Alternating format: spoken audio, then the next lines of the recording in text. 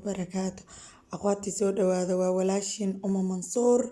Waxaan idiin hayaa qiso aad iyo aad u yaab leh oo waxaan idiin hayaa gabar maqribiyad ah. Qisadeeda inaan idinkaga sheekeeyo. Gabadhan waa gabadhii nolosha adduunyada ugu faqrisaneed ama ugu xumeed ayay ku kortay, ay ku dhalatay, waxayna ku dhimatay iyadoo gabar 30 milyan oo doolarka Mareykanka iyadoo haysato taajirada. Qisadaas ku soo dhawaada waa walaashin Uma Mansuur.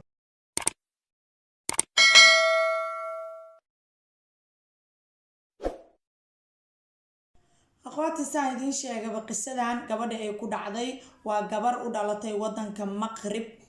Maqrib ayay u dhalatay. Gabadhan magaceeda waxaa la dhahaa Shacaybiya Dalaal ayaa la dhahaa. Wadanka Maqrib ayay u dhalatay. Af Soomaalina waxaa lagu dhahaa Tunis. Wadankaas ayay u dhalatay. Waa gabar nolol aad iyo aad u adag soo martay oo aad iyo aad aan qisadeeda uga damqaday. Qof kasta oo dumar ahna qisadan way taameynay, qaasatan wadanka Maqrib. Qisadan aad iyo aad ayay u tahay qiso saameyn badan oo qof waxa waay magac iyo kule aad loo ogyahay qisadeeda oo de nolosha wax badan ka duutay. Intaan u gudbin qisada nuxurkeeda waxaan idinkugu bilaabayaa Shucaybiya Dalaal qofka ay tahay ama qisada waxay tahay bilowga.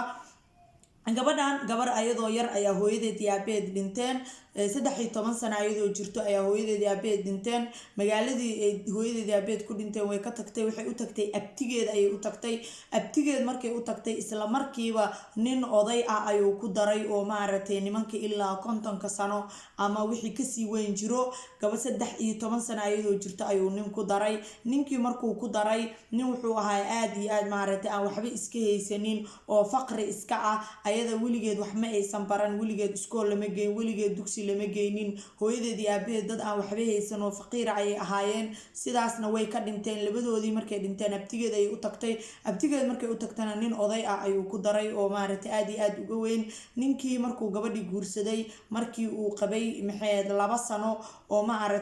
ayadii oo uur leh ayuu ka dhintay. Ayadii oo uur leh ayuu ka dhintay. 2 sano ayuu qabay. 15 sano markay jirtay wax ma taqaano sida loo aqriyo, wax ma taqaano sida loo qoro, shaqo ma haysato, guri ma haysato, wiil ayay dhashay. Waa ayadoo 15 sano jirto, hooyo ma haysato, aabo ma haysato, aqoon ma lahan, wiil ayay sii haysataa. Sidii markay ahaatay go'aan waxay gaartay inaysan nin dambe guursan. Go'aan waxay gaartay sidii ay wiilkeeda ku korsan lahayd ama sidii ay horumar ku sameyn lahayd. Anyway waxay bilowday in ay guryaha ciidaha ka shaqeyso oo shaqaale ay noqoto. Sidii ayay noloshii oo dhan ku soo waday. Wiilkeeda ayadoo wadata ayay shaqeyn jirtay. Dad aad iyo aad u fiican. Carabta inta badan waa dad aad iyo aad u naxariis badan. Sadaqooyin badan ayaa la iska siin jiray iyo sakooyin iyo waxaas oo dhan. Qadaamad ayay ahayd, guryaha ayay qadaamad ka ahayd. Sidii ayay wiilkeeda kusoo korsatay qadaamanimadeedii ayadoo ah. Dadka marka waxay ahayd wax ma taqaano sida loo qoro, sida wax loo aqriyo, laakiin Ilaahay ayaa wuxuu siiyay haybad ama wuxuu siiyay mawhiba. Waxaa la dhahaa wax adiga Ilaahay kugu dhaliyay oo adiga ma garanayo af Soomaali wax lagu dhaho, laakiin qof walbo wax ayuu Ilaahay hadiyad siiyaa. Dad ayaa gabyo, dad ayaa baraamburo, dad ayaa wax sawirka ku fiican. Mawhibad ayuu Ilaahay siiyay ama hadiyad uu Ilaahay siiyay oo ay dadka kale uga duwaneed. Waxay ahayd dadka jecel in ay wax sawirto. Weligeed sawirka ayay jecleed inay wax sawirto. Maalmaha kamida ayay waxay istiri mar walba gudahaada waxa ka guuxayay waxaad rabtaa inaad wax sawirtid. Way baxday dukaamadii ayay tagtay. Waxay soo gadatay waxyaalihii markaas ugu raqiisnaay oo wax lagu sawiri lahaa. Maalintii ayay waxay bilowday gurigeeda inay darbiyada gurigeeda dhan inay wax ku sawirto. markay maalintii oo dhan shaqaale soo tahay habeenkii markay gurigeeda imaatay ayay wax sawiri jirtay sidii ayay u sawiri jirtay maalinba maalinta ka dambeysay sawirkeeda uu sawiradeeda way sii badnaan jireen maalinba maalinta ka dambeysay wax ayay sawiri jirtay laakiin weligeed kuma aysan fikirin inay sawiradeeda dad tusto lacag ay dad ku tusto ma haysato ma taqaano meelaha sawirada la geeyo ma taqaano in sawirada internet iyo waxaas ma jirin qisadan waqti aad iyo aad u dheer ayay dhacday gurigeedaas ayay iskaga sawiri jirtay darbiyadaas ayay ku sawiri jirtay maxlay iska sawiri jirtay wiilkeedii yaraay oo ayada ay dhashay hooyadiis wuxuu ka dhaxlay mawhiibadii ama wuxuu ka dhaxlay wixii ilaahay ayada uu siiyey asagoo yar ayuu bilaabay inuu wax sawiro laakiin go-aan waxay gaartay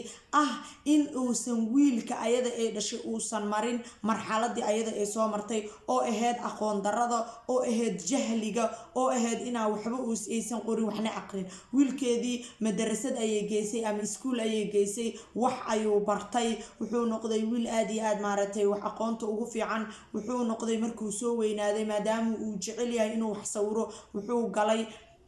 iskuulaadka lagu barto in wax lagu sawiro ama lagu barto dadka maaragtay xifrada lagu barto sidii ayuu wuxuu ku noqday wiil maasha Allah wax sawiro caan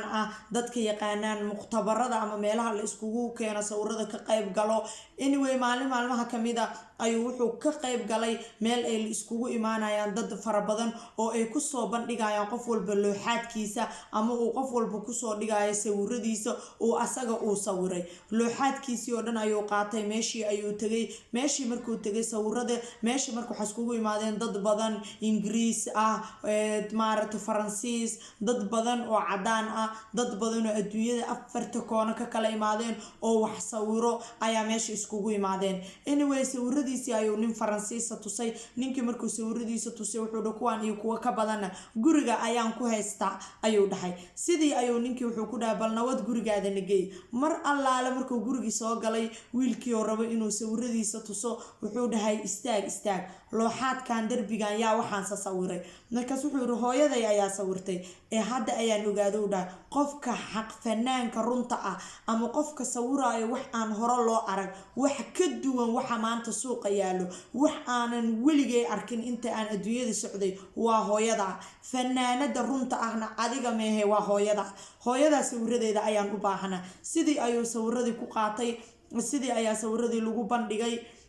heer waxay gaartay sawiradeedii ama looxaadkeedii lagu kala gado malaayiin heer lagu kala gato ayay gaartay gabadhii yareed oo qadaamada ahayd oo nolosha aadka u adag soo martay oo ummiga ahayd oo waxna qorin waxna aqrinin meeshaas ayuu ilaahay wuxuu u furay faraj khayr qabo taas waxay ku tusaysaa haddii aad dareento inay wax ka dhex guuxayaan ama haddii aad dareento inaad maanta sawir ku fiican tahay waxba ha dhihin iska dhaaf maxaad ka sameeyni isku day because qof walba oo adduunyada guuleystay ama qof walba oo horumar gaaray wuxuu ku guuleystay waxa uu asaga ku fiican yahay ma aha waxa adiga aad rabto ma aha waxa uu waqtiga iyo waayuu ay ku badeen inaad samaysid laakiin waa waxa adiga aad taqaanid waa waxa adiga uu ilaahay hadiyada ku siiyay waa waxa adiga commentiga nugula wadaag af Soomaali wax lagu dhaw hada taqaanid mawhabad ama wuxuu ilaahay adiga hadiyad ku siiyay anyway sidii ayay ku guuleysatay sidii ayuu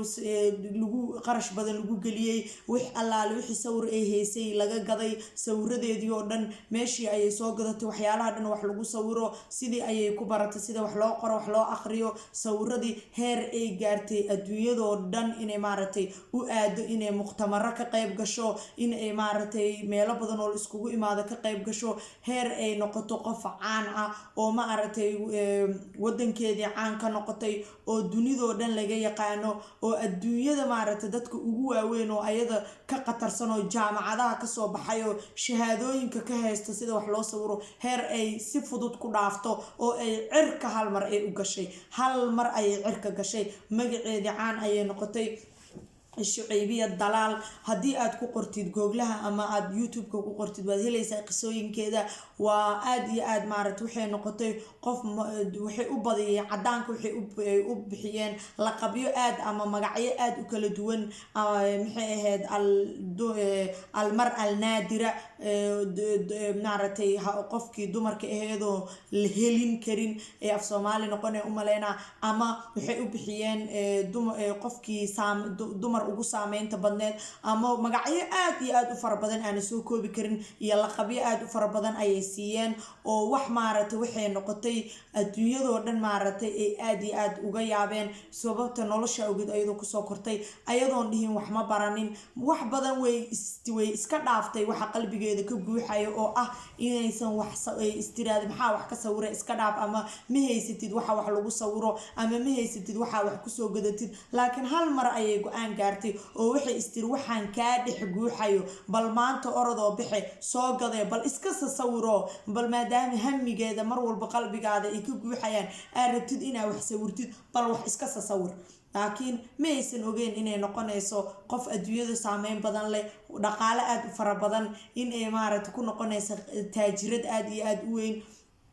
sidii ayay waxeedi ku wadatay sidii ayay caan ku noqotay sidii ayay maaragtay magac waxay ku yeelatay adduunka saameyn weyn ku yeeshay oo maaragtay sheeg laga daba cararo heer waxay gaartay dadka adduunka ugu macaansan ay ayada maaragtay isku dayaan siday ula tartami lahaayeen ama siday u sawiri lahaayeen sawiradeeda oo kaleeto marka 2004 ayay dhimatay ayadoo maaragtay lacagteeda lagu qiyaasayo dee lacag kor u dhaaftay 30 milyan oo doolarka Mareykanka ah ayay dhimatay gabadhii yareedo shaqaa qadaamada iska heedo 13 sano ayadoo jirta ninka kotonka sano ka weyn loo guuriyay qisadan waxaan ka baranaynaa in aadan weligaa niyad jabinin in aad ogaatid noloshu maalin in aad horumar sameyn kartid in aad weligaa waxa kaa dhex guuxayo ama waxaad ku fiican tahay aad xoog saartid oo iska dhaaftid waxyaalaha kaleeto sababtoo waxaad ku fiican tahay aad ku guuleysan kartaa waxa aad ku fiican tahay aad horumar ka sameyn kartaa weligaa haniyad jabin weligaa maaragtay